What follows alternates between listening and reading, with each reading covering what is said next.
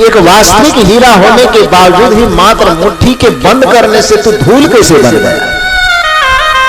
जबकि हीरे की सच्ची पहचान यह होती है कि हीरे पर यदि कड़े हथौड़े का चोट भी मारा जाए तो हथौड़ा टूट सकता है, लेकिन हीरा नहीं टूट सकता।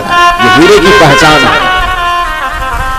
तो जो सैकड़ों चोट मारने के बावजूद भी, हथौड़े पर हथौड़े का चोट मार करने के बावजूद भी जो हीरा नहीं टूट सकता, वह जोहरी पूछता है कि भला बताओ मेरे मात्र मुट्ठी को जोर से बंद करने से तू धूल कैसे हो गया। हाथ में जो रखा हुआ वह हीरा का धूल था। उस धूल ने उस जोहरी से कहा, अब ये मत कहिएगा कि वो हीरा का धूल कौन मुंह से बोल रहा था। भावात्मक संवाद है, दार्शनिक संवाद है, भाव का संवाद है। मुंह से बोले कि ना बोले, भाव से बोल रहा है। वो हाथ में बना हुआ धूल जो हीरा था, उस हीरे ने कहा कि हे जौहरी महाराज, मैं तो कुछ बताना नहीं चाहता, लेकिन तो आंसू बहा बहा करके पूछ रहा है तो अब बोलना ही पड़ेगा। मैं कहीं धूल में पड़ा हुआ था, वह नन्हा सा बालक मुझे कहीं से पाया, मैं उसके हाथ में चला गया। 10 दिन तक लगभग उस बच्चे ने लात मार मार करके मुझसे खेला, डंडे मार करके खेला, कई बच्चों के बीच में उठा के फेंका, क्या किया नहीं किया, फिर भी मैं खुश था। मुझे जरा सी भी नाराजगी नहीं हुई, क्योंकि वो बच्चा था और मैं जानता हूं कि ये बच्चा भला हीरा की कीमत क्या जाने, हीरा क्या होता है इस बच्चे को क्या पता। यहां तक कि वो लात से खेल करके अपमान किया, वो अपमान भी मैं सह गया। उसने लाठी डंडे से मुझे पीटा, वह अपमान भी सह गया। और सबसे बड़े जलील की बात तो ये हो गई कि मुझको राजा के मुकुट पे होना चाहिए था और मुझको बकरी के बच्चे के गले में डाल दिया गया। उस अपमान को भी मैं सह गया, क्योंकि अपमान करने वाला कोई समझदार नहीं था, वो नादान बच्चा था। उसके बचपना को जान करके मैं सब कुछ को झेल गया। लेकिन जहां पर तक तू अपने हीरे की पहचान पे दंभ कर रहा है, तू कहता है कि मैं 40 वर्ष से हीरे का व्यापारी हूं, हीरे की असली और नकली की पहचान मेरे पास है, तो तू ये बता कि जब तू ये जान रहा है कि मैं असली, बच्चा तो ये समझ रहा था कि चमकता हुआ कांच का टुकड़ा है, तो वो मेरे साथ यदि गलत व्यवहार किया तो उसका कोई दर्द मेरे पास नहीं है, कोई दुख मेरे पास नहीं है। लेकिन तू एक हीरे का व्यापारी होकर के, हीरे का जौहरी होकर के, सच्चे और झूठे हीरे की पहचान करने के बावजूद भी जब तू ये जानता था कि मेरी कीमत करोड़ों रुपए में है, तो तू उस बच्चा से मेरा मात्र 10 रुपए कीमत लगा करके खरीदा। करोड़ों का कीमत होने पर भी तूने मेरी औकात सिर्फ 10 रुपए की नापी, तो मैं तुम्हारे हाथ में जाकर के धूल न बन जाऊं तो क्या बनाऊं भला तुम्हें बताओ। कीमत मेरी करोड़ों की है, तू मात्र मेरा मूल्यांकन 10 रुपए का किया। तू मेरा महत्व, मेरा वैल्यू मात्र 10 रुपए लगाया, ये दुख में बर्दाश्त नहीं कर पाया। वो बच्चा लाठी से खेला, बर्दाश्त है, क्योंकि वो बच्चा जान नहीं रहा था कि हीरा है कि कांच है। लेकिन तू हीरे का जौहरी होकर के भी मेरा कीमत मात्र 10 रुपए लगाया, ये दुख बर्दाश्त नहीं कर सका, टूट करके चकनाचूर हो गया।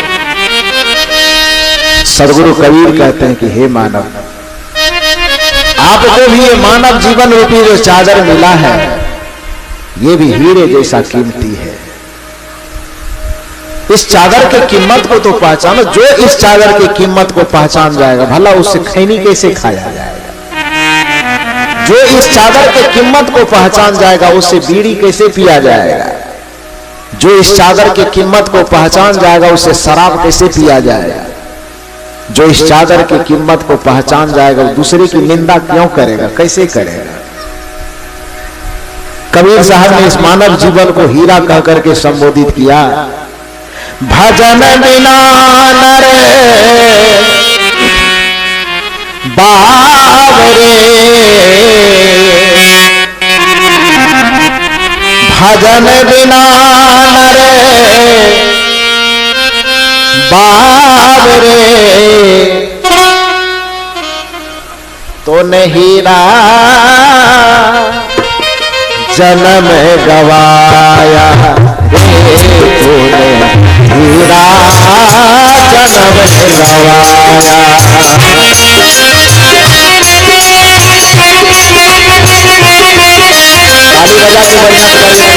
के बढ़िया कर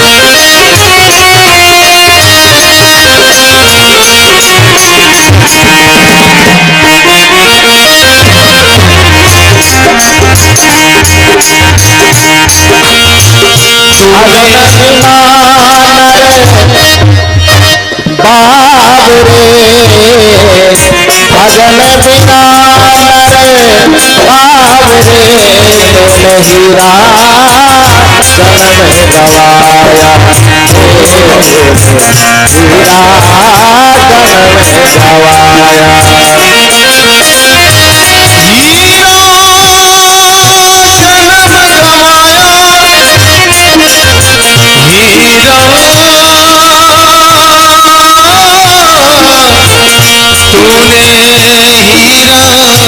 जन्म गवाया हो हीरा जन्म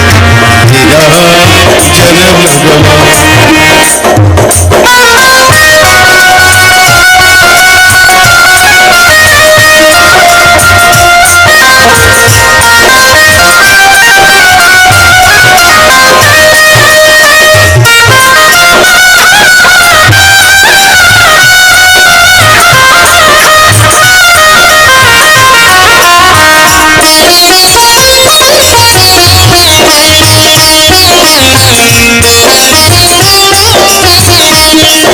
कैसे कैसे हीरा जन्म को गवाया। कबीर साहब आगे की कड़ी में कहते हैं, कभी न आया साधु संगत में, कभी न हरि गुण गाया,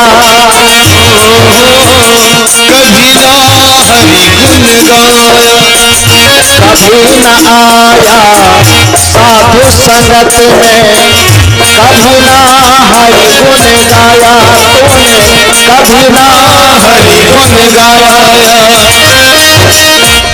बही बही मरे सब लीलाई, बही बही मरे सब लीलाई, अंत समय पछताया जन्म गवाया हीरा जन्म गवाया।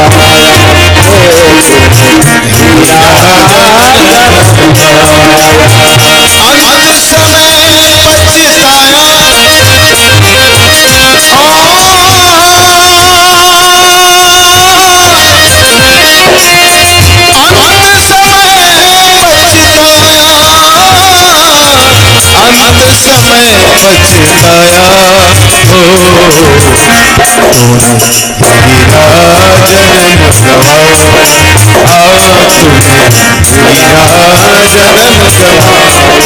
हीरा जन्म गवाया। भजन बिना रे बाबरे हीरा जन्म गवाया हीरा जन्म गवाया हीरा जन्म गवाया। भजन बिना भजन बिना भजन बिना बिना भजन बिना तूने हीरा जन्म गवाया। तूने हीरा जन्म गवाया। तूने हीरा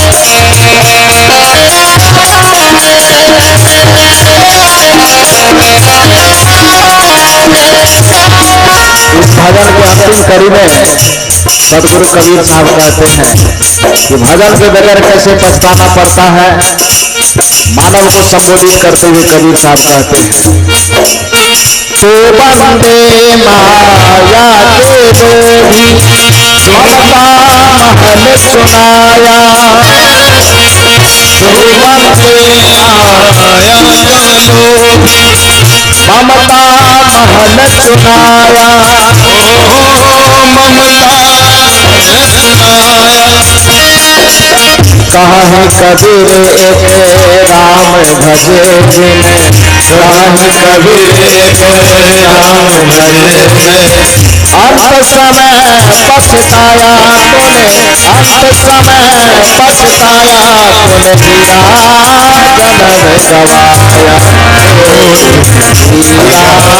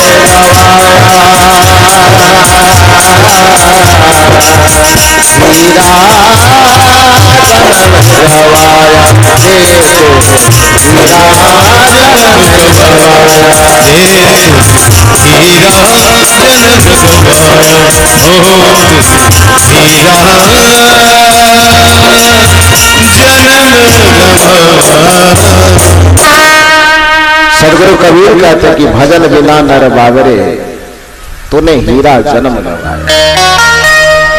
जैसे वो जौहरी के हाथ में जाने पर जब हीरा अपना उचित कीमत नहीं पाता है, उचित मूल्यांकन नहीं पाता है, तो हीरा चकनाचूर हो गया। उसी तरह से अनमोल चादर, अनमोल जीवन पाकर के जब आप इसके महत्व को नहीं समझते हैं, आप इसके कीमत की अवहेलना करते हैं, आप मानव जीवन के महत्व की अवहेलना करते हैं, यह जीवन चकनाचूर हो जाता है। फिर इस जीवन से जो शांति खोजते हैं आप, वो शांति आपको नहीं मिल पाती। फिर इस जीवन से जो आनंद चाहते हैं आप, वो चाहने के बावजूद वो आनंद नहीं मिलता है।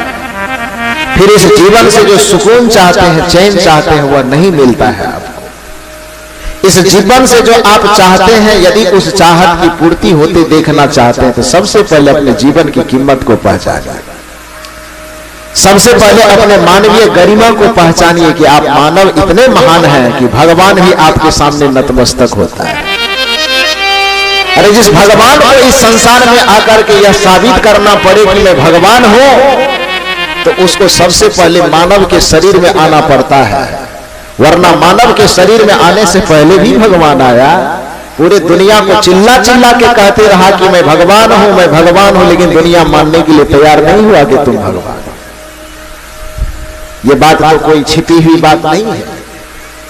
ये बात रामायण गीता को पढ़ने वाले लोग जाने कि न जाने, ये भी अलग बात है। अरे यह बात तो इतनी साधारण है कि नम्मा दसवां में पढ़ने वाला बच्चा भी इस बात को जानता है कि भगवान मानव शरीर में पहले आकर के साबित नहीं कर पाया कि हम भगवान हैं। हम लोग अठवां नम्मा में भी पढ़ते थे, आप लोग भी पढ़े लिखे हैं, जो युवक हैं आज के वह भी पढ़ते हैं। संस्कृत में एक चैप्टर आता था दशावतार, दशावतार पढ़े हैं नहीं पढ़े? दशावतार चैप्टर पढ़े हैं संस्कृत में?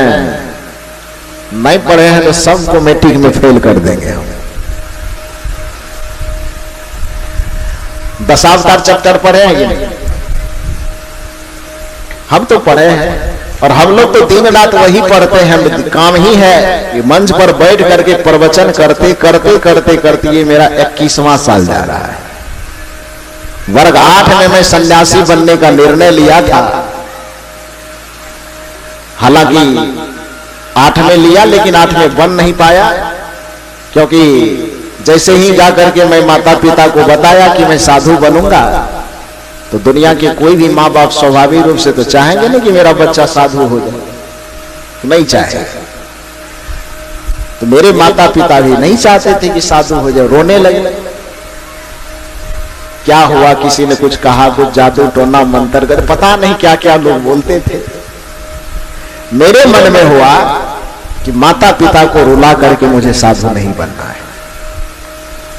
जो बात मुझे अमरपुर वाले को समझाना है, जो बात मुझे आगे चल करके पूरी दुनिया को समझाना है, तो मेरे मन में हुआ कि उस बात को समझाने की शुरुआत मैं अपने माता पिता से ही करूं। यदि मैं अपनी बात, अपने आत्मा की पुकार को अपने माता पिता को समझाने में सफल हो गया, तो आगे चल करके वही बात मैं अमरपुर बांका वालों को भी समझाने में सफल हो जाऊंगा। यह सोच करके शुरुआत मैंने अपने माता पिता से ही किया और कहा, 8वां में सुना दिया कि मैं साधु हो जाऊंगा, तो स्वाभाविक है ये दोनों रोने लगे। केवल माता पिता ही नहीं, पूरे घर परिवार समाज, न जाने जितना रिश्तेदार को हम कभी देखे नहीं थे वो सबको देख लिए। सब आके समझाते थे, क्या चाहिए, मोटरसाइकिल चाहिए, कार चाहिए, क्या चाहिए, जो चाहिए बोले, साधु मतलब। सबको समझाते समझाते समझाते 2 साल लगा, तब तक मैं मैट्रिक हो गया। और मैट्रिक पढ़ लेने के बाद 2 साल में मेरे माता पिता पूर्ण रूपेण समझ गए कि साधु होना अच्छी बात है। तो 2 साल के बाद मेरे माता पिता दोनों मिल करके मेरा पीठ ठोके, कि बेटा तू जो रास्ता चुना है वो बहुत बढ़िया रास्ता है, जा, मैं तुमको आजाद कर देता हूं कि दुनिया की सेवा कर, दुनिया में अध्यात्म ज्ञान का प्रचार प्रसार दे दिया।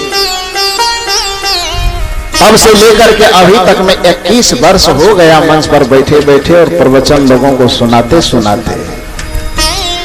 उतना दिन के दरमियान में कितना बार पढ़े होंगे ये आप कल्पना कीजिए। उस दशावतार वर्णन में चूंकि पढ़ना लिखना मंच पर हम लोगों का ऐसा काम है कि एक माला जपने वाला मंच है नहीं। यहाँ ऐसी भी बात नहीं कि हम चीट लेकर के बैठे हैं और आपको सुना रहे हैं। देखते हैं हमको कुछ लेकर के आते हैं हम, क्या न कुछ लेकर के आते हैं, न कुछ सोच करके आते हैं कि क्या बोलना है क्या नहीं बोलना है। मंच पर आते हैं, आप ही की तरह श्रोता की तरह बैठ जाते हैं और हमारे परम श्रद्धेय मनोज बाबा जैसे कोई व्यक्ति कुछ बढ़िया चीज बोल देते हैं, गा देते हैं, तो उसी में से एक ठो लेकर के बस आप लोगों को सुनाना शुरू कर देते हैं। यह बात साधारण बात नहीं है। एक छोटे से बात को पकड़ करके उसका घंटों विश्लेषण कर देने के लिए कितना वहां मेहनत घर पे करना पड़ता होगा, कितनी पढ़ाई करनी पड़ती होगी, ये सोच करके आप देखिए, तब पता चलेगा। आप वो पढ़ने के दरमियान में दशावतार वर्णन यदि आप पढ़े हैं तो जानते होंगे कि भगवान इस संसार में सबसे पहले किस रूप में आया। इस संसार में जो भगवान आए सबसे पहले किस रूप में आए, आप लोगों को पता है? नहीं पता है तो हिंदुस्तान में काहे के लिए चले जाइए कहीं दूसरे देश में।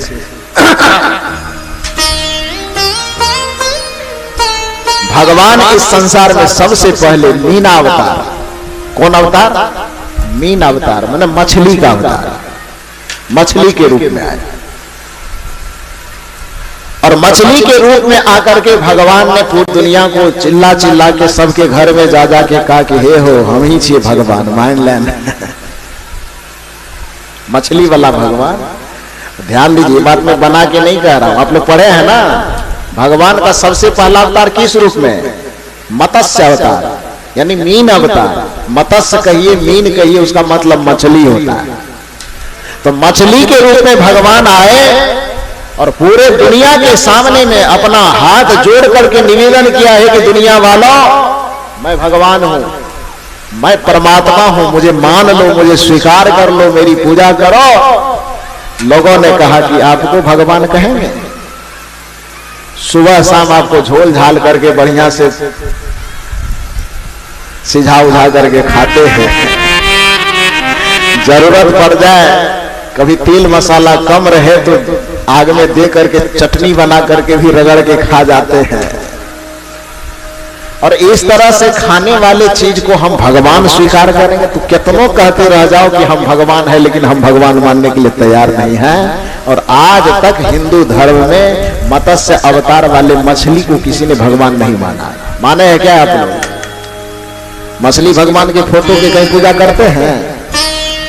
कहीं मंदिर है जाते हैं उसको बतासा चढ़ाने, अगरबत्ती दिखाने? माता जी सब हंस रही है। वो मछली वाला भगवान को कहीं आप ही उसका भोग लगा देते हैं, आप उसको भोग लगाने नहीं जाते, आप उसको कभी बतासा खिलाने नहीं जाते हैं। जरूरत पड़ता तो आप ही पकड़ के कोई उसमें से खा जाते हैं, भगवान आप ही को खा जाएंगे। तो उसने पूरे दुनिया को कहा कि हम भगवान हैं। लोगों ने कहा ना, लोहिया छोलनी से उलझा करके खा जाते, आपको हम भगवान मानने के लिए तैयार है। एक जन्म भगवान का व्यर्थ चला गया, वो साबित नहीं कर पाया कि हम ही भगवान हैं। भगवान दूसरे रूप में, एक जन्म पार चला गया, दूसरा रूप में आया। दूसरा बार कौन चीज का लेकर के आया? बोलिए ना। खाली सत्यनारायण भगवान की कथा करने से होगा कि भगवान की असलियत भी जानना होगा। दूसरे बार भगवान इस संसार में आए कच्छप अवतार लेकर। कौन अवतार? कछुआ का अवतार लेकर। और दूसरा बार भी भगवान पूरे दुनिया में पुकार पुकार के कहा कि हे लोगों, एक जन्म तो मेरा चला गया व्यर्थ में, मछली वाला। कोई नहीं माने, न मेरा मंदिर बनाए, न फोटो बनाए, न दिया दिखाए, न अगरबत्ती दिखाए, माने ही नहीं कोई। अब दूसरा जन्म लेकर के आया हूं, कम से कम इस बार तो मान लो। लोगों ने कहा कि बस आप ही उसी कैटेगरी में हैं। अंतर इतना है कि मछली को साधारण तरीके से झोल झाल के खाते हैं और आपको विशेष परिस्थिति में खाते हैं, लेकिन आपका भी काम वही है। आपको बतासा नहीं खिला सकते, आप ही को खा जाएंगे। कछुआ वाला भगवान पुकारते पुकारते थक गया कि भाई मुझको भगवान मान लो, लेकिन दोबारा भी उसको किसी ने भगवान नहीं माना और कछुआ भी यूं चला गया। करते हैं आज तक कछुआ वाला भगवान का कहीं पूजा किए हैं क्या आप लोग? इधर वाले किए हैं? नहीं, पूजा वाला हिस्सेदारी इन्हीं लोगों के पास है। ये लोग तो नहीं करता है पूजा, करता भी है तो थोड़ा बहुत करता है, लेकिन ये जिम्मेदारी इन लोगों के पास है। आज क्या है एकादशी, आज क्या है तो फलना, आज क्या है तो चिलना, करते करते करते करते बीमारी खरीद लेती है। इतना व्रत, इतना पूजा करती है, समय पे कभी खाना नहीं खाती और बीमार होकर के दर्द से परेशान रहती है, झूठ मूठ का। खैर कोई बात नहीं। तो दूसरा वाला भगवान आया, दूसरे वाले भगवान भी चिल्लाते चिल्लाते थक गया, लेकिन किसी ने नहीं माना। अंत में भगवान कहा कि मेरा 2 जन्म पार हो गया, कोई मानने के लिए तैयार नहीं। भगवान फिर तीसरा रूप लेकर के आया। कौन सा रूप? भगवान तीसरा रूप कौन सा लेकर के आया? अब ये कुछ वो नहीं जानता है, तो सब चीज हम ही बताएंगे। कर्जा खाया क्या आप लोगों का?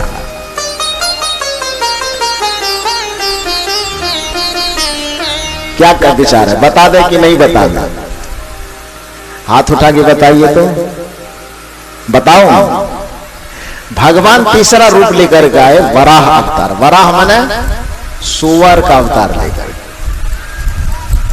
सुअर का अवतार लेकर के भगवान जी आए और वह भी सबके घर घर दरवाजे दरवाजे जाके कहे कि 2 जन्म मेरा पार चला गया, इस बार कम से कम मान जाइए कि हम भगवान हैं। लोगों ने कहा कि वो 2 ठो को तो थोड़ा बहुत चलबो करता मानने के लिए, लेकिन आप जो ये रूप लेकर के आए हैं तो पहले से लाठी डंडा तैयार रखे। गेट के बाहर ही रहिएगा तो इतना डंडा मारेंगे कि आपको भाग जाना पड़े। सुअर को कोई पसंद करता है? करता है?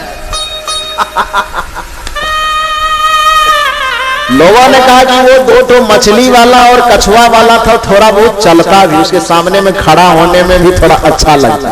लेकिन आप जो रूप लेकर के आए हैं कि तीसरा वाला तो पूरा रिजेक्टेड माल है, इसको तो बिल्कुल पसंद नहीं करते हैं, भागो यहाँ से। कोई भगवान मानने के लिए तैयार नहीं और लोगों ने भगवान नहीं माना। फिर आप ये इल्जाम मत लगाइएगा कि कबीर साहब के चेला है इसीलिए ये बात कह रहा है। नहीं लगाएंगे। दिन से ही इस बात को मैं कह रहा हूं कि कबीर भगवान के, ईश्वर के खिलाफ नहीं है, लेकिन ये क्या पाखंड है? इस पाखंड का खिलाफ तो करना ही पड़ेगा। कबीर करे कि आप करें कि हम करें, सबको करना चाहिए।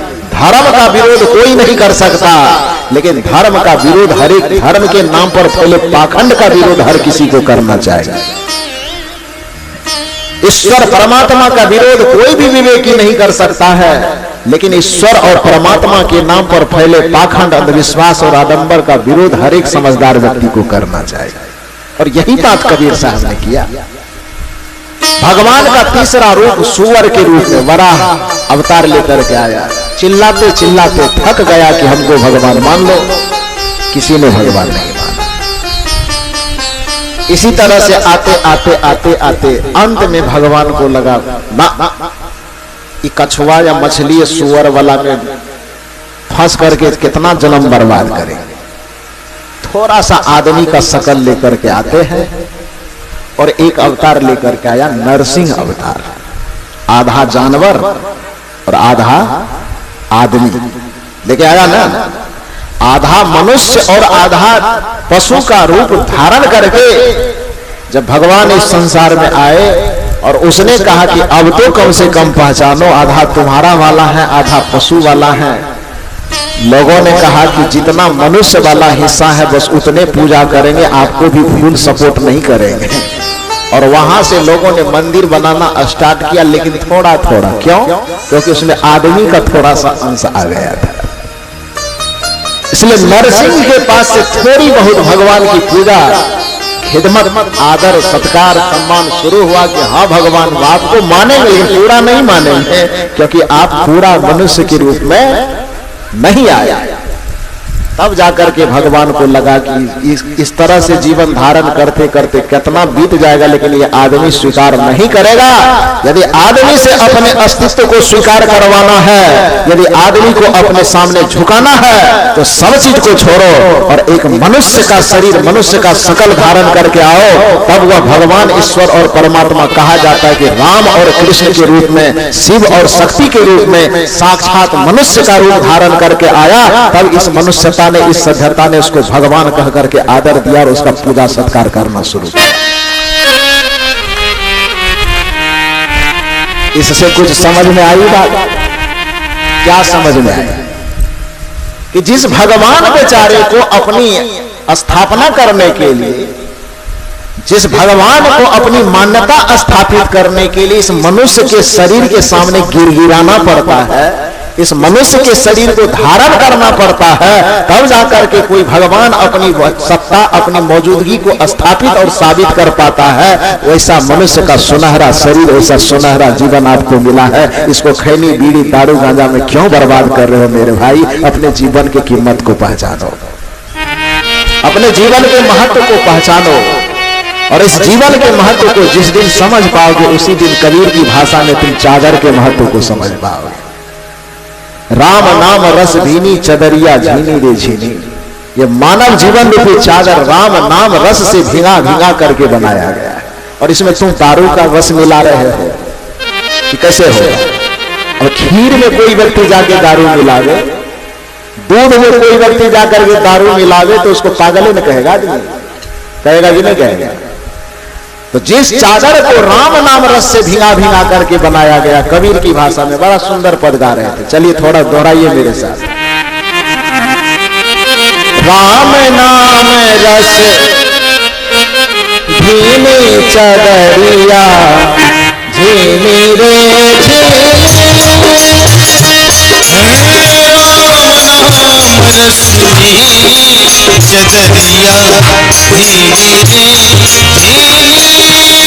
राम नाम रस में भीगा हुआ ये चादर है। कैसे बना है चादर? अष्ट कमल का चरखा बनाया, पांच तात की सोनी चदरिया, पांच तात की आठ कमल का ये शरीर बना हुआ है। इसमें 5 तत्व लगे हुए, क्षिति जल पावक गगन शरीरा, पंच रचित यह अधम शरीरा। अष्ट कमल का चरखा बनाया, 5 तात की सोनी चदरिया, 5 तात की सोनी।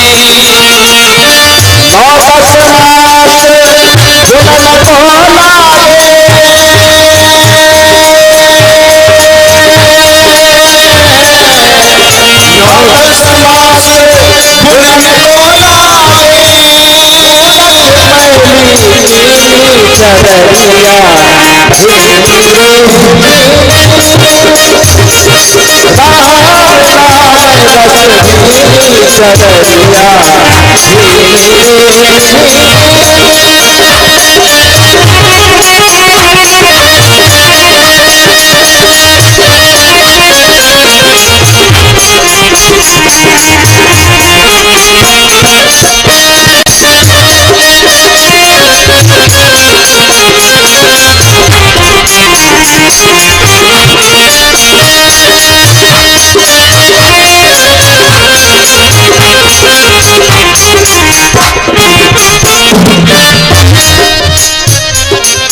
नौ दस मास बुनन को लागे मोहक मेली की। और ये मैला होता क्यों है? क्योंकि जब यह चादर बन करके घर आता है, ये जीवन इस संसार में आता है, तो होना यह चाहिए कि इसको गुरु के हवाले कर देना चाहिए। जो व्यक्ति अपने जीवन को गुरु के हवाले कर देता है, उसके जीवन रूपी चादर पे दुनिया का दाग नहीं चढ़ता है। तो गुरु रंगरेज इस जीवन को ऐसे रंग में, ज्ञान के रंग में, भक्ति के रंग में, त्याग के रंग में, वैराग्य के रंग में, साधना के रंग में, तपस्या के रंग में इतना डुबा देते हैं कि दुनियादारी का रंग इससे नहीं चढ़ता। लेकिन हमने किया क्या? हम गुरु को देने के अलावा हमने इसे विषय भोग को दे दिया, प्रपंच को दे दिया। अब देना चाहिए था गुरु को, दे दिया हमने दारू को, दे दिया हमने नशा दुर्व्यसन को, दे दिया हमने कुसंग को। जो समझदार व्यक्ति है वो क्या करते हैं? भजन की कड़ी में सुनिए। जब मोरी चादर बन घर आयो, रंग रे देखो दी चदरिया, रंग रे देखो दी। जब मोरी चादर बन घर आई, रंग रे देखो दी चदरिया, रंग रे देखो दी। इसमें सदगुरु कवि ने जिसे कहा, संत को सदगुरु को रंगरेज का, जो हमारे जीवन को रंग देता है, ज्ञान में, भक्ति में, वैराग्य में, उसको रंगरेज का। जब मोरी चादर बन घर आयो, रंग रे देखो दी चदरिया, रंग रे देखो दी। लेकिन जो रंगरेज के महत्व को, सदगुरु के महत्व को नहीं जानता, वो क्या करता है? मूर्ख लोग भेद नहीं जाने,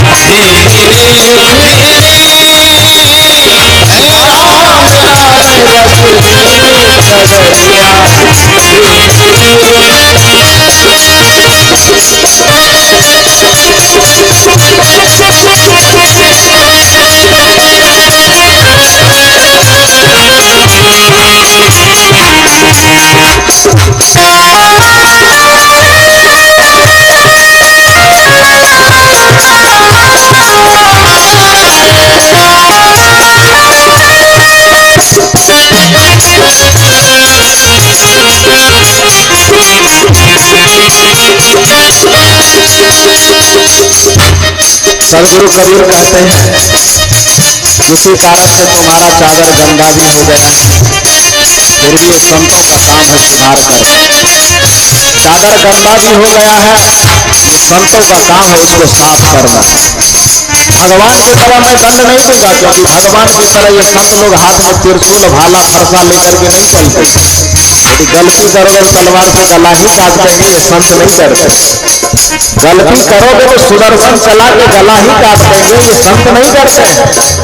यही कारण है कि संत के सामने में गला काटने वाला अंगुलीमाल भी पहुंच जाता है तो संत उस पर प्रहार नहीं करते हैं, बल्कि संत उसके जीवन का सुधार करके उसको सीने से लगा लेते हैं। एक संत के सामने में रत्नाकर डकैत जाता है, हजारों लोगों को लूट चुका है, हजारों लोगों को तबाह कर चुका है। वह रत्नाकर भी जब सप्त ऋषि के शरण में जाता है तो सप्त ऋषि से त्रिशूल से उसका पेट नहीं फाड़ते, सुदर्शन से उसका गला नहीं काटते, बल्कि उसको सुधरने का अवसर दे करके उसके जीवन में परिवर्तन ला करके वो सप्त ऋषि से अपने गले से लगा लेते हैं और गले से लगाने पर उसमें ऐसा सुधार ला देते हैं कि उल्टा नाम जपत जग जाना वाल्मीकि भय ब्रह्म समान। वह रत्नाकर डकैत वाल्मीकि ब्रह्म के समान हो जाता है। संत ये काम करते हैं।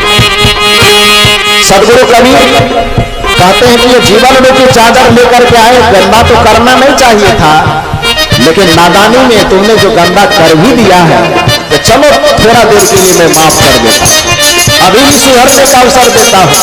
और कबीर साहब कहते हैं, चादर ओढ़े शंका मत करियो, वो दिल तुमको दीन चढ़िया, वो दिल तुमको चादर ओढ़ शंका मत करियो, ये दो दिन तुमको दीन चदरिया, दो दिन तुमको दीन। दो दिन का मतलब थोड़ा दिन, दो दिन का मतलब कुछ दिन सुधरने का मौका देते। डरो मत, गुरु का दरबार करने के लिए नहीं होता है।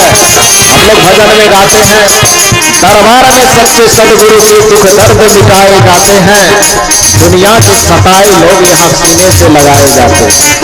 जब जीवन दुख से घिर जाए, कोई बात समझ में न आवे, तब करके भरोसा सदगुरु पे उनके शरण में आ जाना। ये सदगुरु मौका देते हमें सुधरने का, अपने जीवन को संवारने का। कबीर साहब कहते हैं, चादर ओढ़े शंका मत करियो, दो दिन तुमको दीन चढ़िया, दो दिन तुमको दीन। भेद लोग भेद नहीं जाने, रस में चदरिया,